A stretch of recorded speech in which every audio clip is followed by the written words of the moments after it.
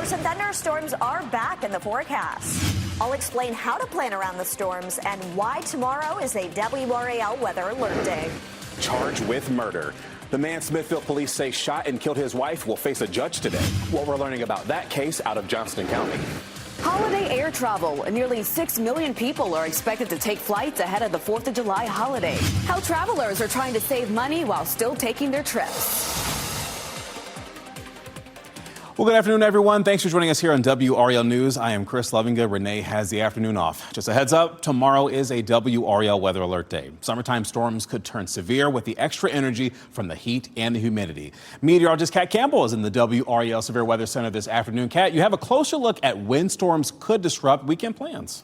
And that is going to come in a bit of a more narrow time frame for tomorrow afternoon and evening. We'll get to that, but I also want to mention the biggest change to the forecast that we've seen today for tomorrow's weather alert day is that zone with the highest risk for storms has actually been narrowed down a bit. So the level 2 threat no longer includes most of the triangle. Raleigh and Durham are now in a level 1 threat for severe weather, and all the areas to the south shaded in green. And the level 2 threat here is in yellow, and that still includes places like Rocky Mountain, Wilson, up toward Lake Gaston, Roxborough included in that level 2 threat as well. Here's the timing. After looking over the latest models, I'm going 3 to 9 p.m. would be the window with the greatest risk, and the main threats here are going to be damaging wind gusts as well as lightning. We've got a little bit of rain out there right now. Today we're not under a severe weather threat, but there could still be gusty winds and lightning.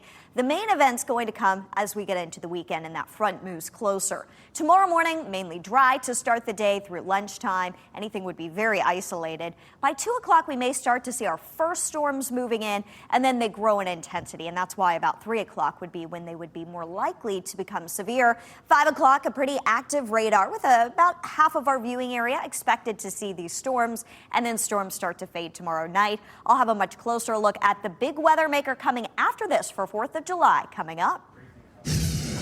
I'm Laura Levine here in the WRAL Live Center. We just received new information from the town of Cary about a water main break and emergency water main repairs happening right now on Airport Boulevard. This is a notification that they posted here on social media saying that Airport Boulevard at Sorrel Grove Church Road is the impacted area. They say that the center turn lane and left lane to I-40 are now closed. The left lane traffic merges right, and traffic on I-40 to Perimeter Park Drive is unaffected. Get this, though. They say that repairs are expected to take about 12 hours. So if you're traveling in this area, especially heading toward the airport, you want to be mindful of this. We're also getting word from reported and viewers in our area that local businesses are also affected. Someone says that they were trying to eat at Crackle Barrel and they're now closing early because of water issues there.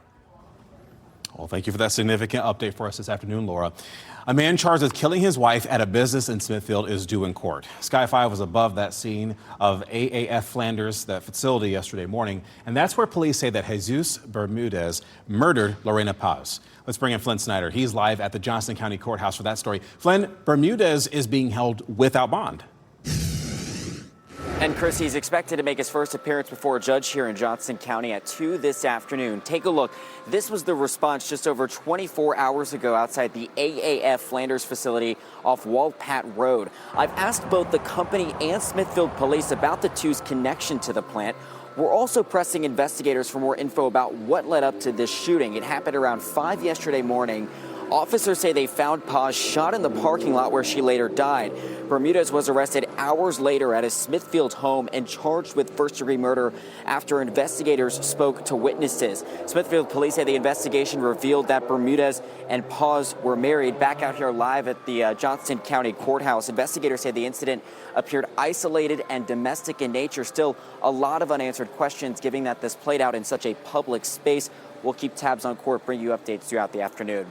Flynn Snyder, WRAL News, live in Johnston County. Folks, we're talking about mass layoffs happening at SAS. Hundreds of workers at the Cary-based company are being terminated. We have WRAL's Elizabeth Holmes here in the studio to talk more about this. Elizabeth, do we know the timeline for the job cuts? Well, Chris, a spokesperson for SAS told us that they already eliminated 300 positions last week throughout the company. And they said those employees who lost their positions will be able to apply for open positions in the company or take use of the company's transition services in order to leave. Now, Forbes reports that SAS has over 12,000 employees, and the company says it has offices and operations in more than 50 countries worldwide. Right now, it's unclear how many of the positions that are being cut are based in the triangle. Now, the spokesperson we heard from said the cuts are, quote, targeted changes. They said they're doing this to invest in more research and development, sales, and cloud. Now, the spokesperson we heard from said that despite the job cuts, there are still hundreds of open positions at SAS worldwide. All right, thanks for following that for us there, Elizabeth. Well, now to Europe, where the death toll is rising from an unrelenting and a deadly heat wave. Scientists say this is the worst heat stress they have found in nearly half of the largest cities there. Heat stress is a combination of temperature and humidity, and muggy conditions means less sweating to cool the body, which makes heat waves even more dangerous.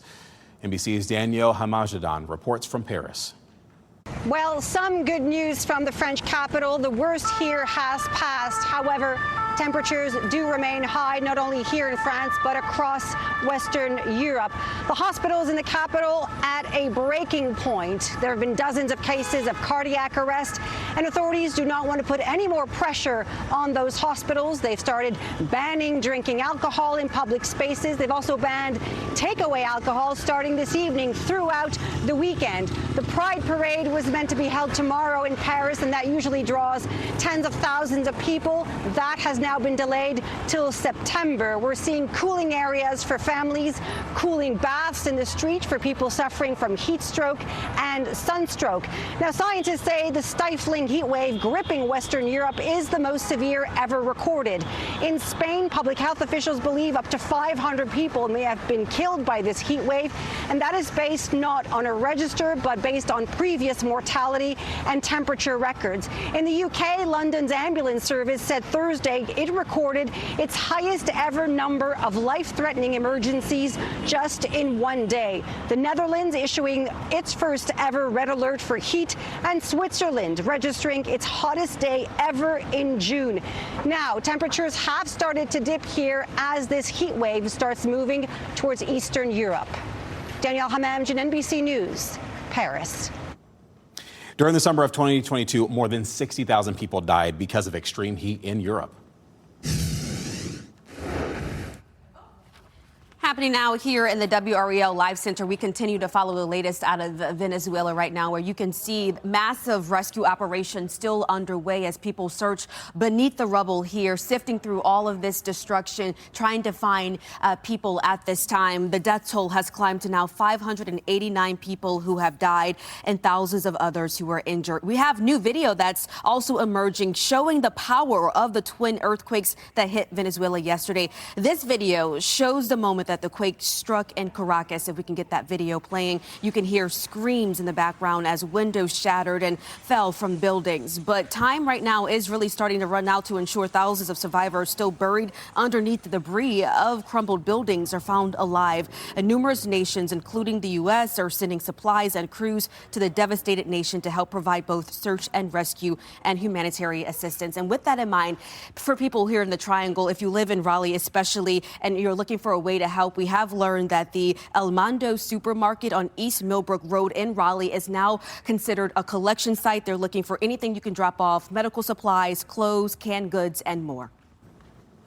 Fencing now surrounds the entire reflecting pool on the National Mall. National Guard members are standing guard as well. The National Park Service says the fencing and the National Guard presence were always part of the July 4th security plan. They just deployed them a little earlier than planned. And this is happening days after President Donald Trump accused vandals of damaging the newly updated pool. At least 6 people were arrested this week, but only 1 has been charged. Former U.S. Olympic athlete David Hearn says that he stopped to look at the pool, reached in to touch a floating piece of the blue paint when he did that. Well, the 4th of July travel rush, it is getting started, and we are giving you a live look at RDU right now. That is where AAA is expecting a record number of people to travel through for their holiday week. And WRAL's Kelsey Coffey spoke with passengers who are still traveling regardless of higher prices. The average cost of a domestic flight round trip is $830 right now. That's according to AAA, but that's not stopping folks from taking flights this July 4th holiday season. You can see that there are a few people in line here at TSA, but let's give you a look at lines earlier this morning when RDU was really packed. The official start to the July 4th travel season is tomorrow. The higher cost of jet fuel impacting flight prices is causing people to find other ways to save, like vacationing closer to home, taking shorter trips, and cutting back on expensive meals. People are also taking cruises or going to all-inclusive resorts to stay at a set price point. Joey Williams says he prefers traveling in his RV over flying to save money on transportation and hotels. Traveling with the RV, we're taking the home with us, so it's no need in flying and then have to go get a hotel when we got the hotel with us on wheels. Although we see record-breaking travel numbers every year, AAA says those numbers are not increasing as much as they used to. Just comparing this year to last year, it's only a 0.5% increase. And AAA says inflation is to blame. Kelsey Coffey, WRAL News at RDU.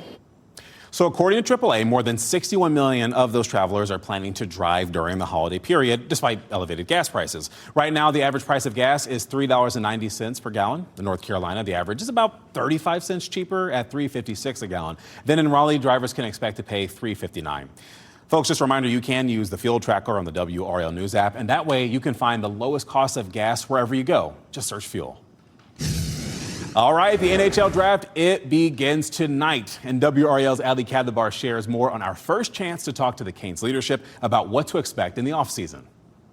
We are just 86 days out from that first preseason game, and WRAL will be speaking with head coach Rod Brindamore and general manager Eric Tulsky tonight about what to expect between now and then. What we do know is that the Canes only have 4 picks in this year's draft, but unlike previous Stanley Cup winners, their existing roster is not expected to get poached this year. The NHL's contract tracker shows only 2 players on the playoff roster who are unrestricted free agents, and that includes goaltender Freddie Anderson. But other big names, including Sebastian Aho, Seth Jarvis, and Jackson Blake, are all under contract into the 2030s. Tulsky says he's willing to be aggressive in signings and trade opportunities, and this puts them in a good position for another push toward the Stanley Cup. WRAL's sports team will be live at Lenovo Center throughout our evening newscasts. Reporting at Lenovo Center, Ali Kadibar, WRAL News. Time on the clock is 12:11 on this Friday afternoon. Back stateside after Ebola. Hear from the American doctor who recovered from the illness and how he thinks he caught it while overseas. Plus, massive Utah wildfires. We're going to get you a closer look at one of the most destructive fires in Utah history as the state deals with several disasters at once. Plus, firefighters injured. What we know about the 2 people recovering after a morning house fire in Gardner. Coming up next, sea storms moving in with WRAL's exclusive Dual Doppler 5000, sponsored by the WRAL Weather app. Download now for live radar.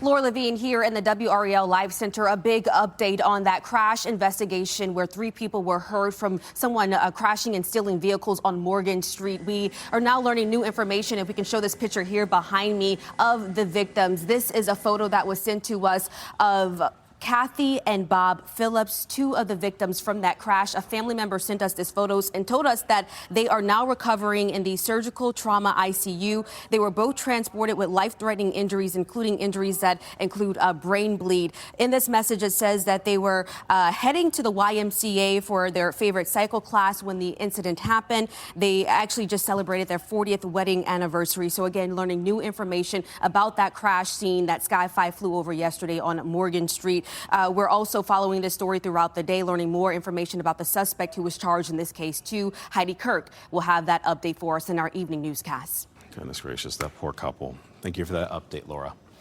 The American doctor who contracted Ebola while working in the Democratic Republic of Congo is back in the U.S. Dr. Peter Stafford was evacuated and underwent treatment while in Germany. He has since recovered and is back along with his wife and kids. Dr. Stafford and his wife, Rebecca, worked in a hospital affiliated with the Christian Health Service Corps, and he believes he was exposed 7 or 8 days before when the pandemic was declared. That was a difficult time. I had a high fever, I had weakness, at times too difficult even to walk on my own, needing support. There was worry for Peter on one side, and then watching the world kind of mobilize to help my husband, and seeing my Congolese friends and knowing that they would not get the kind of care that Peter did. And so that was, holding those two things together was really overwhelming. More than 1,000 cases have been confirmed in the DRC, and at least 277 people there and 2 in Uganda have died. All right, the Cottonwood fire, it could end up being the worst catastrophic wildfire in Utah history. A particularly dangerous situation has been issued for the first time for parts of southern Utah because of the serious fire conditions. Warning means that a fire could start in seconds and spread at an incredible pace, with fire embers traveling long distances. A PDS warning can be issued for a variety of natural disasters or weather events. However, this is the first time it has been issued for a red flag event in Utah. Now, a similar warning was issued ahead of last year's deadly Palisades fire in LA. Today, jurors in the trial of the man charged with setting that fire will continue deliberations.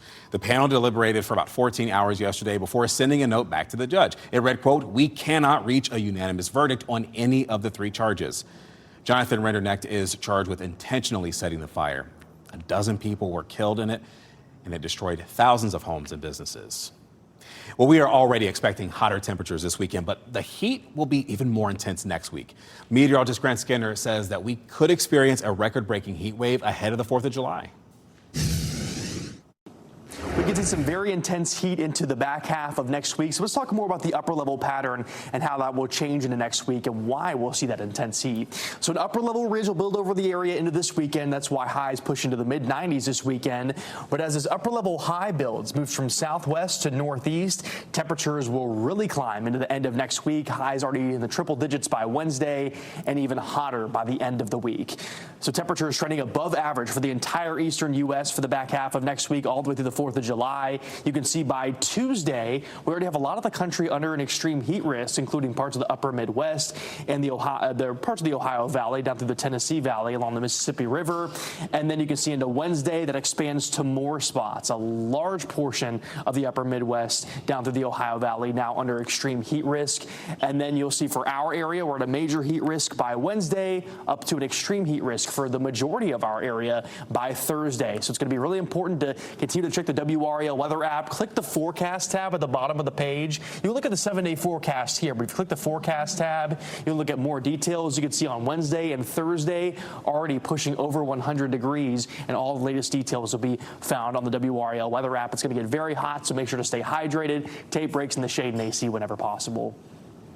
AC Grant updates that app. So does meteorologist Kat Campbell, because we want you to be the most informed when it comes to why we are issuing important alerts, including tomorrow's WRAL Weather Alert Day. Yeah, if you click on that forecast tab, like Grant mentioned, all that text that's written there, we write ourselves sitting back in the WRAL Severe Weather Center. So we're able to give you a bit more context, especially during the summer months. A lot of folks want to know, is this just afternoon and evening summertime rain, or is this like an all-day rain event? And we tell you generally in that tab.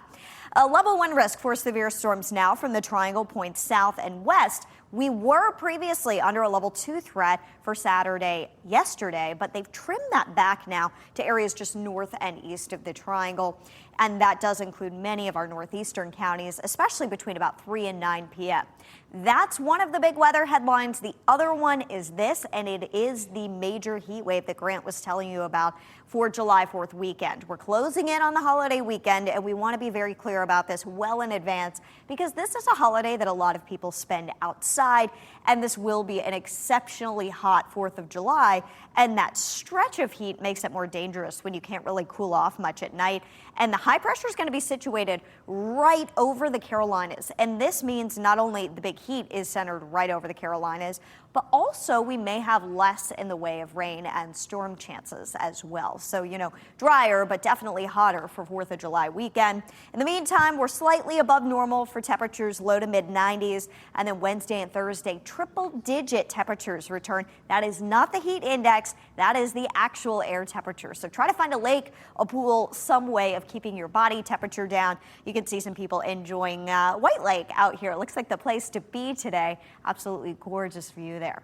We've got some rain to our west right now. This has not reached most of us yet, and it's going to be spotty when it gets here, but there have been some spotty showers around Chapel Hill, Durham, and even North Raleigh, especially around and north of I-540.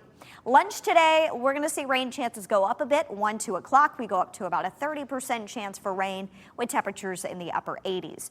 Futurecast, this is the model I chose because it updates every hour. You can see that area of steadier rain to our west. It moves in, but it'll be spotty as it moves in, and I don't expect a huge impact for the evening commute. What I have seen on run after run of this model that updates each hour is that the radar becomes more active with those scattered storms around 7, 8, 9 o'clock tonight.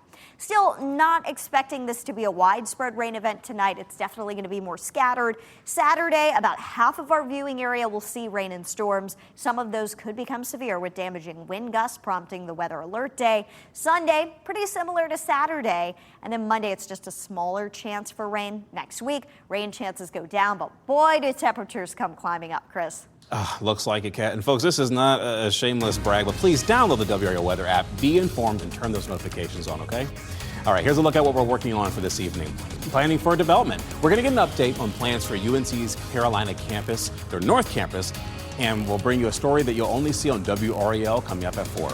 Then at 5:30, a change in immigration policy, how recent Supreme Court rulings and a new North Carolina law are affecting enforcement practices, local jails, and immigration communities across our state.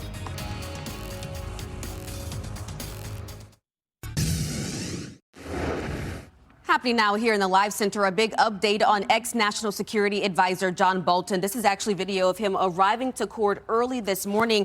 Former President Trump's administration National Security Advisor Bolton pleaded guilty today to illegally retaining classified information, sealing a deal with federal prosecutors that could allow him to avoid a prison term. Now, Bolton, who became an outspoken critic of President Trump after serving in the Republicans' first administration, is scheduled to be sentenced October 28. He pleaded guilty to a single count of illegally, again, classifying and retaining classified information. It's a story that we'll continue to follow here, especially leading up to his sentencing. All right, next up for Team USA, Bosnia and Herzegovina. The round of 32 matchup is set after last night's matches at the FIFA World Cup. And Team USA play Turkey A to wrap up their group stage matches.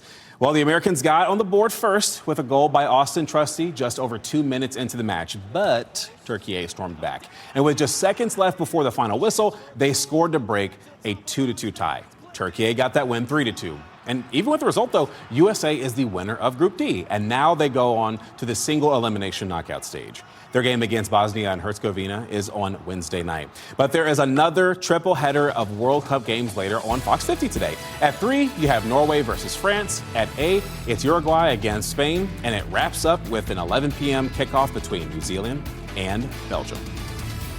We're talking about the holiday travel rush. With just over a week until the 4th of July, millions of Americans are getting the jump on their journey.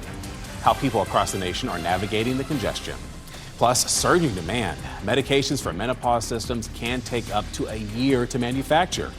Why some women fear the growing popularity could create a shortage. And we do have a look at your winning NC Education lottery numbers right here on your screen.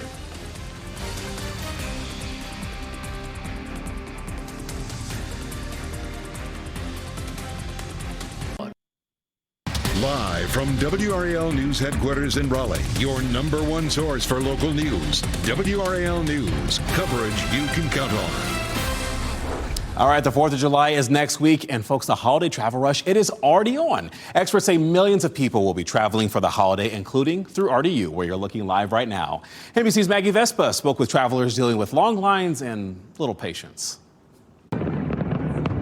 This morning, the countdown to fireworks and festivities is on. A booming July 4th surge amid the summer travel rush. I've never seen so many people at an airport in my entire life. This is your sign to get pre-check because That's the line. With Americans eager to celebrate the nation's historic 250th birthday, AAA estimates more than 72 million people will take to the roads and the skies. American Airlines predicting a new July 4th travel record with some 8 million passengers and 80,000 flights expected from now through Monday, July 6th. A particular squeeze expected in D.C. Flights through Reagan National Airport scheduled to halt after noon on the 4th to make way for celebrations. TSA vowing checkpoints nationwide will be fully staffed and prepared. The July 4th surge comes after government shutdowns and TSA staffing shortages snarled air travel earlier this year. I've been in line for 2 hours, and I think I have 1.5 hours ahead still. Experts add rising ticket prices have prompted more flyers to drive instead. Domestic airfares averaging $515 per ticket, up 10% from last year amid high jet fuel costs. What we've seen in the last 6 months has definitely shaken the airline industry and maybe has caused some hesitancy. A whopping 60 million Americans are expected to drive to their destinations, many celebrating the 4th with loved ones. We have so many things going on domestically this year that fall around the 4th. You have the World Cup going on, so it's really going to be more of a backyard holiday this year. Now, as for driving, AAA projects more than 72 million Americans will be on the highways between tomorrow and July 5th. Even though gas prices have come down a bit, they are still the second highest they have ever been for the 4th of July holiday. Investigators are trying to figure out what caused a fire that injured 2 firefighters. This happened at a home on Old Cascade Drive in Garner. And WRAL's Kirsten Clark was there and shares what she learned after spending hours on scene. I spoke with Garner Fire Chief Barrett Penny, who told me that 2 firefighters were injured, one of them needing stitches, the other treated for exhaustion, and they are expected to be okay, thankfully. But I want you to take a look at what we're seeing when it comes to the damage here at this home. You can see the front of the house significantly damaged, as well as the top of the home. Investigators are on scene right now exploring what was the cause of this fire. And Chief Penny also told me the call came in at 6:12 this morning. The homeowner was actually inside the home at the time, and the smoke detectors alerted him. He ran out the house, saw the house was on fire, and then went to a neighbor's house to call 911. Now, I want you to take a look at this Sky 5 video, just showing the scale of this response. Firefighters, when they arrived, they saw the fire was visible from the front of the house. There was a tanker shuttle operation as well as a dump tank. The Garner, Cleveland, Clayton, Knightdale, and Swift Creek fire departments were all involved. We also saw Wake EMS on scene, as well as a Wake County Sheriff deputy. We were told that majority of the fire was under control in about 20 minutes, so it didn't take long at all. But when we arrived on the scene, we saw them still addressing some smaller fires and hot spots. So again, Chief Penny said that those 2 firefighters are expected to be okay. And at this time, we're just working to learn what was the cause of that fire, as well as the full extent of the damage as this investigation continues. In Garner, Kirsten Clark, WRAL News. And happening here in the WRAL Live Center, about 30 minutes ago, we reported on the trial underway regarding the Palisades fire in Los Angeles that killed so many people, caused a lot of destruction. Well, we have now learned after 2 days of deliberations, a federal judge has declared the case concerning the origin of the devastating January 2025 fire. So yesterday, jurors were told to return to deliberate today after they sent a note to the DA stating that nothing could be done to reach a unanimous verdict on all of the counts against Jonathan Renderneck. Now, the 30-year-old former Uber driver faces 3 federal charges of destruction of property by means of fire, arson affecting property used in interstate commerce, and timber set fire, of course, for the Palisades fire. We now know that because they could not come to a decision unanimously today, the DA has moved for a mistrial. Well, the city of Raleigh is considering selling one of its parking decks in a popular area downtown, and families are worried about the cost they may have to pay. We're talking about that deck on Wilmington Street across from Marbles Kids Museum. The city says it was presented with an offer to buy the deck before it was even made public. Downtown Raleigh Alliance President Bill Keene says the deck has been a huge economic driver. Since the 2-hour free parking program started, usage of that deck, it has gone up more than a third. Marlboro CEO Jonathan Frederick says that many of the museum's visitors use that parking deck. A sale which could lead to paid parking, well, it could change that. We want every child to be able to play at marbles, and to have free parking right across the street, it's hugely impactful. You probably wouldn't see us here as often. That would be a big deciding factor. Please don't think about the kids and the families who can't afford $25 to park. Now, the city says there are plenty of parking options downtown to consider, including on the street, private decks, and Moore Square deck just around the corner. It will continue, though, to seek bids for this property. Time is 12:35 this Friday afternoon. Patch production. Millions of women rely on estrogen patches for relief. And now, some fear they might have a harder time filling their prescriptions. Why experts recommend having a backup plan. Plus, sun safety. There is much more to it than just applying sunscreen. Why the type of sunglasses you wear could help protect your eyes from dangerous UV rays. Folks, our team is working to bring you exclusive stories. For coverage you will only find on WRAL, visit WRAL.com and search only.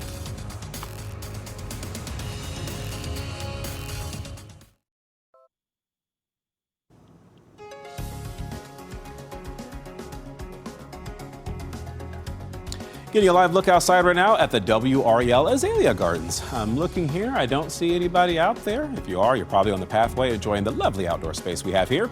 You're watching WRAL News, available on YouTube TV and the WRAL app on your TV or streaming device. More than 1 million women in the U.S. begin menopause each year, and the FDA has not designated estrogen patches as being in short supply, but the agency is working with companies to boost production. Some patients use estrogen patches to treat symptoms of menopause. The FDA approved new labeling that removed warnings related to breast cancer, cardiovascular disease, and dementia, which has sparked new interest in the patch. As demand surges, some patients might find them harder to find. But a leading expert warns against rationing your supply or trying alternatives without guidance from a medical professional. We need to really kind of go back, check with our doctor, check with the nurses to find out before we start trying something different. You don't want to try something really different without checking with them, because that could actually cause more harm than good. And clinical research experts advise women to advocate for themselves. If you hear or see your supply diminishing, reach out to the clinician and come up with a plan. Well, today is the last day of the Special Olympics USA Games in Minneapolis, and athletes from North Carolina, they have been racking up medals. Wade County athlete Lorenzo Stansel earned 3 medals competing in athletics. How about that? It includes a gold medal in the 100-meter walk and bronze medals in the 400-meter walk and shot put competitions. Franklin County's Sabrina Keaton won a silver medal in the 25-yard backstroke and swimming as well. Lots and lots of women. Well, today, the Raleigh Police Department is holding its Hoops Night event. It's happening at the Barwell Road Community Center from 6 to 8. Basically, this event, it gives Raleigh kids and teenagers a chance to play some basketball and connect with officers in a safe environment. You can register for Hoop Night. That's on the city's website. We are talking about American artifacts. The countdown is on for America's 250th birthday, where you can see some priceless items for free. And summer glasses. Sunglasses, I guess you could call them. They don't just enhance your style, they're a must when it comes to eye safety. What one doctor says you should prioritize when making your purchase.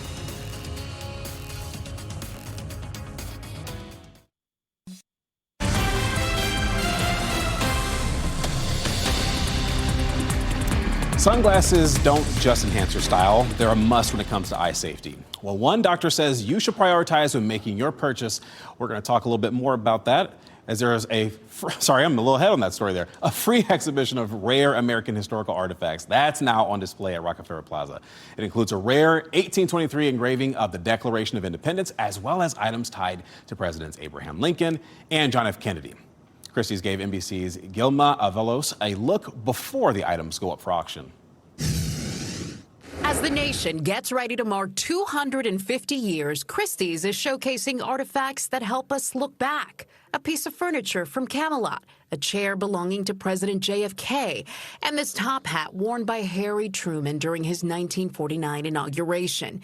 These are just some of the 70 items from the personal collection of Jim Irsay, the owner of the Indianapolis Colts going up for auction. We also had a great deal of interest in American history. We thought offering it here, coinciding with the nation's 250th anniversary, would be an appropriate venue to offer this remarkable collection. Some tell the story of this country's beginnings, including a representation of the document that birthed our nation. A stone engraving of the Declaration of Independence, an extremely rare piece, only 50 known, maybe 12 in private hands. And this letter, penned by George Washington to Thomas Jefferson, a first printing of the United States Constitution, for his review. You get to be in the moment with them, and when you do that, you realize that you're just like them. You have no idea what's going to happen tomorrow, and neither did they. And so you capture them in the moment. You'll also see first editions of the novels that made Mark Twain a household name. Some artifacts mark periods of mourning for the nation. A pair of green tickets to Ford's Theater stamped for the night that President Abraham Lincoln was assassinated. And this Stetson hat, a planned gift from the governor of Texas to JFK during the president's fateful visit to Dallas, a gift he would never receive. The exhibition opens to the public today. It runs through Tuesday ahead of a July 1st auction that Christie's believes will fetch a lot of interest. We're very superstitious here in the but we have high hopes. This is excellent material. Mr. Irsay bought very, very well. He bought quality pieces that told stories. North Carolina's founding documents will be on display next week as part of the state's 250th anniversary celebration. The July 4th exhibit, it is part of Freedom Fest at the state capitol. It features family-friendly activities, live entertainment, and historical displays throughout the day. You can find a list of events on our website. Just search America 250 once you're there. All right, tomorrow it is National Sunglasses Day. So a cool pair of shades can upgrade your summer style, but also kind of important to provide protection from the sun. There are many types of conditions that can be caused from significant UV exposure. Particularly the most concerning is skin cancers. And so it's so important to make sure you're protecting that area. Photokeratitis, solar retinopathy, all these things can also be affected. Yeah, it helps when you don't look at the sun, right? Well, the Cleveland Clinic recommends choosing a pair that have 100% UV protection. Sometimes it's called UV 400. This will offer the best protection. You can also opt for polarized lenses. Athletes tend to like those since it can help reduce sun glare. I know that, Kat, you have your own pair of sunglasses. I think I have a couple. Actually, my other pair are transitioned, so I walk from inside to outside, bam, sunglasses immediate. Oh, yeah. I do the big ones, and I know it looks crazy, but then they protect my cheeks, too, from getting sunburn and freckles and all that. You got to be careful this time of year. And, today you still need your sunglasses. You still need your sunscreen, even if you are seeing more clouds like Pittsburgh currently is, as there's some rain to the west here. So make sure that you're prepared for the week ahead with sunscreen. And boy, are you going to need a lot of it for 4th of July. Just pick up an extra bottle if you're doing some shopping.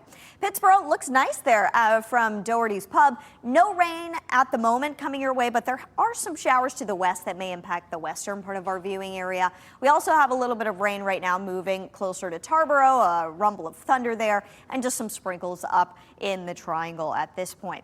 We'll see rain chances continue at about 30% during the early afternoon hours. We go up to 40% a bit later this evening. And then the weekend heat and humidity returns. 96 tomorrow, 94 Sunday. Tomorrow is a WRAL weather alert day, and that's due to the storm threat, and that will primarily come during the afternoon and evening hours. Any storms that develop could have damaging wind gusts. A reminder, a 50% chance of rain and storms, especially during the summer months, means that about half of our viewing area is going to see rain and storms, while the other half will be missed by some of those summertime storms tomorrow. That's the kind of pattern that we'll be in for the weekend. And, we're not in the bullseye for the rainfall like some areas to our west are.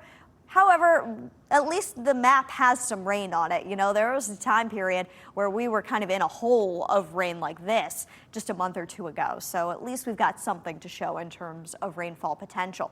Today, the storms are going to be spotty, very typical summertime storms. They pop up, they fade.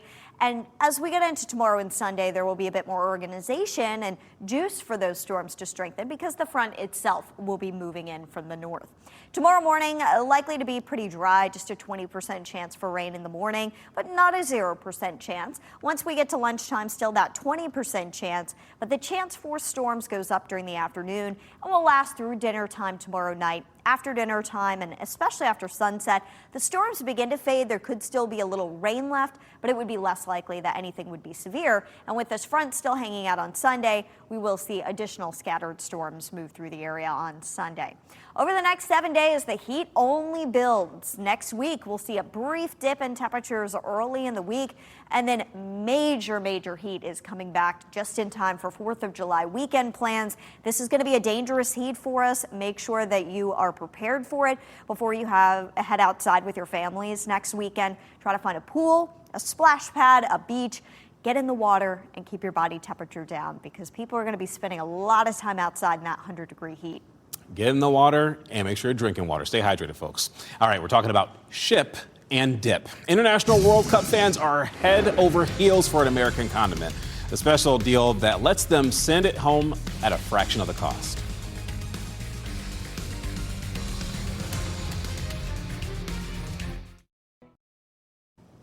Well, as we wrap things up, here's a look at a few of the headlines that we're following today. A man charged with killing his wife at a business in Smithfield is due in court today. Sky 5 was above the AAF Flanders facility yesterday, where police say that Jesus Bermudez murdered Lorena Paz. We reached out to both the company and investigators for the couple's connection to this plant and a possible motive. Bermudez is being held without bond. And the NHL draft, it begins tonight, folks. And with it, Caniacs are going to look for the future there. The Canes only have 4 picks, and WRAL will be speaking with Canes leadership today to get their insight on their offseason prep. We'll have live coverage during our evening news starting at 4.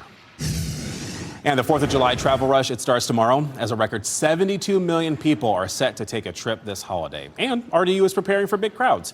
AAA is predicting nearly 6 million people will fly. And if you're going to be driving, you're likely going to see some traffic there because AAA projects a record 61 million Americans will drive to their destinations between tomorrow and July 5th. So it turns out World Cup tourists are falling in love with America's ranch dressing. And now UPS is offering to help them send it home with a new ship and drip discount. Dip discount, that is. Its website is offering a 20% coupon that is good through September. Ranch is so popular with tourists, the TSA is reminding them that larger bottles must go in checked bags. Kraft says it is working on a TSA-compliant version of the famous dressing there. There are different types of ranches out there, folks. Make sure you pick the right one. Well, police near Houston went above and beyond to make a small rescue. Look at this. A baby alligator was trying to find its way to a nearby lake, but crashed a construction site instead. Well, officers say that it kind of took a wrong turn and ended up in the work zone. Workers called 911. An officer arrived and found the confused baby gator and took it to a nearby body of water. Experts say alligators become more active as the weather warms up, and locals are urged to stay alert and not feed the gators. That's important. Okay, so let's get to our next pet of the day. Not an alligator, pinky promise. Meet Gavin. This 1-year-old boy is fully grown at 48 pounds. Gavin is super friendly with a little worry on the side. He loves people, wants to be friends, but doesn't understand why he's at the shelter. Gavin has done great things with other dogs, and he has an adoption fee of about $120. This includes his neuter, microchip, vaccines, and other wellness care. You can contact the SPCA of Wake County if you would like to make him part of your family. Well, we have plenty of other stories that we're following today, of course, to bring you stories you will only see on WRAL. But just a reminder, tomorrow is a WRAL Weather Alert Day. You saw Kat Campbell talk about the severe risk. This is why I want to make sure that you have the WRAL Weather app downloaded, but also turn on notifications, and that way you can be updated the moment things start to pick up. NBC News Daily is next on WRAL with your next local news update in about 30 minutes. And, of course, for breaking news updates for any time, you can use our WRAL News app. Hope you have a blessed day today and have a great weekend.